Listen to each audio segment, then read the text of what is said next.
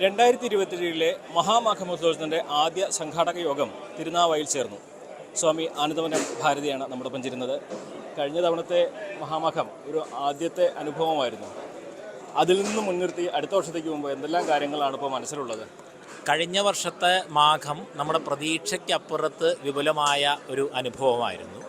അതിൽ നമ്മൾ അഭിമുഖീകരിച്ചൊരു വലിയ ബുദ്ധിമുട്ട് അത്ര വിപുലമായിട്ടുള്ള ഒരു ധർമ്മജാഗരണത്തിന് വേണ്ടിയിട്ടുള്ള സംവിധാനങ്ങൾ സംഘാടകപരമായിട്ടുള്ള കാര്യങ്ങളൊന്നും ഏർപ്പെടുത്താൻ നമുക്ക് കഴിഞ്ഞില്ല. സ്ഥലത്തിൻ്റെ പരിമിതി, സർക്കാരുമായിട്ട് ബന്ധപ്പെട്ടുണ്ടായിരുന്ന ചില ബുദ്ധിമുട്ടുകളെല്ലാം കാരണം ഈ വർഷം അത്തരം കാര്യങ്ങളൊക്കെ പരിഹരിച്ചുകൊണ്ട് ഭംഗിയായി മാഘം നടക്കുന്നതിന് വേണ്ടിയിട്ടുള്ള മുന്നൊരുക്കങ്ങളും അതിന് കൃത്യമായിട്ടൊരു സംഘാടന സംവിധാനവും അതിനൊരു ക്രമപ്പെടുത്തലുമൊക്കെ ഒരിക്കലും പൂർണ്ണമായിട്ടും ഭംഗിയാക്കാൻ കഴിയില്ല. കാരണം ഇത് ആളുകൾ വന്നുകൊണ്ടിരിക്കുന്നത് കൂടി വരികയുള്ളൂ. നമ്മുടെ ഒരു നിയന്ത്രണത്തിൽ നിൽക്കുന്നൊരു കാര്യമല്ല. പക്ഷേ കഴിഞ്ഞ തവണത്തെ അനുഭവത്തെ മുൻനിർത്തിക്കൊണ്ട് മുൻകൂട്ടി ഇതിൻ്റെ വ്യവസ്ഥകൾ മുഴുവൻ ക്രമീകരിക്കുക എന്നുള്ളതിനാണ് ഇത്തവണ പ്രാമുഖ്യം കൊടുക്കുന്നത്. കഴിഞ്ഞ തവണ സർക്കാരിൻ്റെ ഭാഗത്തു നിന്ന് ഒരു നിസ്സഹകരണം ഉണ്ടായത് വലിയ തോതിൽ തന്നെ ബാധിച്ചെന്ന് അങ്ങ് തുറന്നു പറഞ്ഞിരുന്നു. ഇപ്പോൾ സർക്കാരുകൾ മാറി, തമിഴ്നാട്ടിലും കേരളത്തിലും. അതൊക്കെ ഇത്തവണ അനുകൂലമായൊരു സാഹചര്യം അല്ലെങ്കിൽ മാറ്റം ഉണ്ടാക്കുമെന്ന് പ്രതീക്ഷിക്കുന്നുണ്ടോ? അങ്ങനെ തന്നെയാണ് പ്രതീക്ഷിക്കുന്നത്. അതുമാത്രമല്ല, ശരിക്കും അങ്ങനെ ആ രീതിയിൽ സർക്കാരുകൾ കാണേണ്ടതുമാണ്. കാരണം ഈ പ്രദേശത്തിൻ്റെ ആകെ വികസനത്തിന് ഒരു വലിയ സഹായകരമാകുന്ന ഒന്നാണ് ഇത്രയും വരുന്ന വലിയ രീതിയിലുള്ള ആളുകളുടെ പങ്കാളിത്തവും ഇങ്ങനെ നടക്കുന്ന കാര്യങ്ങളുമൊക്കെ. അപ്പോൾ ആ ഒരു ദീർഘവീക്ഷണത്തോടു കൂടി ഇപ്പോൾ പ്രയാഗ്രാജിലെ മാത്രം ഉദാഹരണം എടുത്താൽ മാധ്യമങ്ങളൊക്കെ റിപ്പോർട്ട് ചെയ്ത കാര്യമാണ്, ആവർത്തിക്കുന്നതേ ഉള്ളൂ. സർക്കാരിന് 6000 രൂപ മുടക്കിൽ നേരിട്ട് 30,000 കോടി രൂപയുടെ വരുമാനവും ഇൻഡയറക്റ്റായിട്ട് 2 ലക്ഷം കോടി രൂപയുടെ വരുമാനം ഉണ്ടാകുന്ന ഒന്നായിരുന്നു. 30 ലക്ഷത്തിലധികം ആളുകൾക്ക് തൊഴിൽ ലഭിച്ച ഒന്നായിരുന്നു പ്രയാഗ്രാജിലെ മഹാകുംഭമേള. അപ്പം അതുപോലെ ഇവിടെയും വലിയ രീതിയിലുള്ള വികസനത്തിനും വലിയ രീതിയിലുള്ള സാമ്പത്തിക വിനിമയത്തിനും ഇവിടെയുള്ള ജനങ്ങളുടെ ജീവിതത്തെ മാറ്റം വരുത്താനും ഒരുപാട് തൊഴിലവസരം സൃഷ്ടിക്കാനും ഒക്കെ ഇത് സഹായിക്കും. ആ രീതിയിലുള്ള ഗവൺമെൻറ്റിൻ്റെ പങ്കാളിത്തവും ഗവൺമെൻറ്റിൻ്റെ ഇൻവെസ്റ്റ്മെൻറ്റും ഒക്കെ ഇതിലുണ്ടാവണം എന്നാണ്. കാര്യങ്ങൾ ആവശ്യപ്പെടുമോ? തീർച്ചയായിട്ടും ആവശ്യപ്പെടും.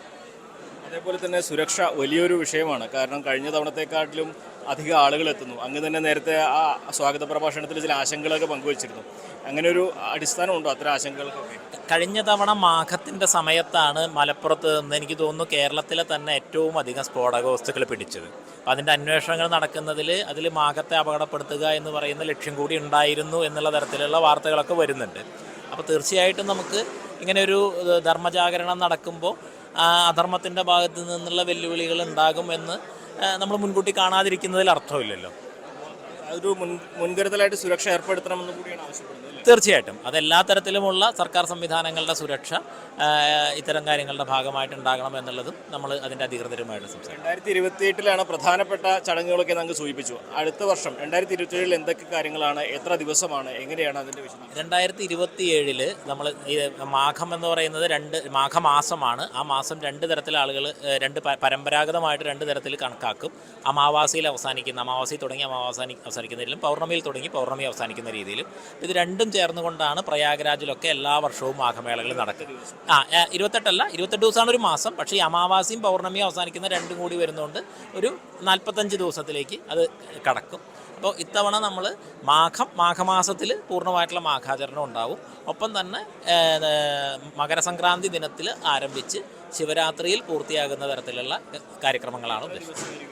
ഏതാണ്ട് ഒരു 50 ദിവസത്തോളമാണ് അത്. കൃത്യം ഡേറ്റ് നോക്കിയാലേ നമുക്ക് പറയാൻ പറ്റുള്ളൂ. ജനുവരി 14, 15 തീയതികളിലാണ് മകരസംക്രമം വരിക. മാർച്ച് ആദ്യമാണ് ശിവരാത്രി വരിക. ഗംഗാരതി സ്വാഭാവികമായിട്ടും ഉണ്ടാകും. മറ്റുള്ള എല്ലാ ആശ്രമങ്ങളുടെയും ശിബിരങ്ങൾ, ആ ആശ്രമങ്ങളുടേതായിട്ടുള്ള കാര്യക്രമങ്ങൾ, പ്രത്യേക തരത്തിലുള്ള ഓരോ പരമ്പരകളുടെയും അനുഷ്ഠാന കലകൾ, വൈജ്ഞാനികമായിട്ടുള്ള സെമിനാറുകൾ, കലാ അവതരണങ്ങൾ, അങ്ങനെ പൗരാണികമായിട്ടുള്ള കാലത്ത് എങ്ങനെയൊക്കെയാണോ ഇതിൻ്റെയൊക്കെ ചെറിയ ചെറിയ കാര്യങ്ങൾ കഴിഞ്ഞ മാഘത്തിൽ നടക്കുകയുണ്ടായി. നമ്മൾ മുൻകൂട്ടി പ്ലാൻ ചെയ്യാതെ തന്നെ ഇത്തവണ അത് കുറച്ചുകൂടി മുൻകൂട്ടി പ്ലാൻ ചെയ്തും ആ പങ്കാളിത്തമൊക്കെ ഉറപ്പുവരുത്തിയും സംഘടിപ്പിക്കാമെന്നാണ് കരുതുന്നത്. ശൂന്യതയിൽ നിന്നാണ് കഴിഞ്ഞ നമ്മൾ ഇത്രയും എത്തിയത്. അപ്പോൾ ഇത്തവണയ്ക്ക് ഒരുപാട് ആത്മവിശ്വാസം തോന്നുന്നുണ്ടോ? ആത്മവിശ്വാസത്തെക്കാൾ ഉപരി നമ്മൾ ആ ഒരു ഉത്തരവാദിത്വത്തിനോടുള്ളൊരു ഗൗരവമാണ്. കാരണം അത് കഴിഞ്ഞ തവണ ആ ഒരു വിജയം നമ്മളിൽ ഏൽപ്പിക്കുന്ന വലിയൊരു ഉത്തരവാദിത്വമാണ്. ആ ഉത്തരവാദിത്വത്തിൻ്റെ ഒരു ഗൗരവമാണ് നമുക്ക് മുമ്പിലുള്ളത്. സമൂഹത്തിൻ്റെ കാഴ്ചപ്പാട് മാറിയതായിട്ട് തോന്നുന്നു, സ്വീകാര്യത നന്നായിട്ട് തോന്നുന്നു. തീർച്ചയായിട്ടും അത് ജനസമൂഹത്തിൻ്റെ കാഴ്ചപ്പാട് മാറി എന്നുള്ളത് മാത്രമല്ല, നമ്മളതിന് ശേഷം കേരളത്തിൻ്റെ തിരുവനന്തപുരം തൊട്ട് കാസർഗോഡ് വരെ പല പരിപാടികളിലായിട്ട് യാത്ര ചെയ്യുമ്പോൾ ഒരു വലിയ ആത്മവിശ്വാസം, അതായത് ഇപ്പോൾ മാഘവുമായി ബന്ധപ്പെടുന്നു എന്നുള്ള ആളുകൾക്ക് അല്ലെങ്കിൽ ഇങ്ങനെ ഒരു കാര്യം നടന്നു എന്നുള്ളതല്ല, നമ്മൾ ശ്രമിച്ചാൽ നമുക്ക് വലിയ കാര്യങ്ങൾ ചെയ്യാൻ കഴിയും എന്ന് പറയുന്ന ഒരു ആത്മവിശ്വാസം, അത് ബിസിനസ്സുകാരായിക്കോട്ടെ, സാമൂഹിക പ്രവർത്തകരായിക്കോട്ടെ, ഏത് തരത്തിലുള്ള ആളുകൾക്കും, വിദ്യാർത്ഥികൾക്ക് പോലും ആ ഒരു ആത്മവിശ്വാസം ഉണ്ടായി ഇത് കാരണം എന്നുള്ളതാണ്. 4 മാസം മുമ്പേ നമ്മൾ ഒരുക്കങ്ങൾ തുടങ്ങുകയാണ്. തീർച്ചയായിട്ടും എന്താണ്? നമ്മൾ കേരളത്തിലെ എല്ലാ ജില്ലകളിലും എല്ലാ ക്ഷേത്രങ്ങളെയും ആശ്രമങ്ങളെയും ഒക്കെ കേന്ദ്രീകരിപ്പിച്ചുകൊണ്ടും ഇതിനു വേണ്ടിയിട്ടുള്ള സംഘാടനത്തിൻ്റെ സൗകര്യങ്ങൾ ഉണ്ടാക്കുക എന്നുള്ളതാണ് പ്രധാനം. ഒപ്പം തന്നെ സൗത്ത് ഇന്ത്യയിലെ എല്ലാ സംസ്ഥാനങ്ങളും കേന്ദ്രീകരിച്ചുകൊണ്ട് നമ്മൾ അവിടെയും അവിടെ നിന്നുള്ള ആളുകൾ വരാനും അവിടെ ഇതിനു വേണ്ടിയിട്ടുള്ള ഈ മാഘത്തിൻ്റെ സന്ദേശം പ്രസരിപ്പിക്കുന്നതിനൊക്കെ വേണ്ടി. 40 ലക്ഷത്തോളം എന്നാണ് കണക്കേട്ട്. ഇത്തവണ എത്ര പ്രതീക്ഷിക്കുന്നു? ഇത്തവണ നമ്മൾ കഴിഞ്ഞ തവണ പ്രതീക്ഷിച്ചിരുന്നത് പോലുമില്ല. അപ്പം അതുപോലെ നമ്മളങ്ങനെ പ്രതീക്ഷിക്കുന്നുമില്ല. പക്ഷേ എങ്കിലും ഔദ്യോഗിക സംവിധാനങ്ങളൊക്കെ പറയുന്നത് അതിൻ്റെ ഒരു ഇരട്ടിയെങ്കിലും ആളുകൾ ഉണ്ടാകും. അതെ അതെ അതെ അതെ അതെ അതെ. പക്ഷേ ഏതാണ്ട് കഴിഞ്ഞ തവണത്തേലും ഇരട്ടിലധികം ആളുകൾ എത്തുമ്പോൾ അത്രയും സംവിധാനങ്ങൾ ഒരുക്കുക എന്നത് വലിയൊരു വെല്ലുവിളിയാണ്. അതിനുള്ള മുന്നൊരുക്കങ്ങളൊക്കെ തന്നെയാണ് തുടങ്ങുന്നത്. എന്നാണെങ്കിലും ജനുവരിയിൽ കഴിഞ്ഞ വർഷത്തേക്കാൾ ഗംഭീരമായി മാഘം നടക്കുമെന്ന് അദ്ദേഹം ഉറപ്പ് പറയുന്നു. CV Anumod, news 18.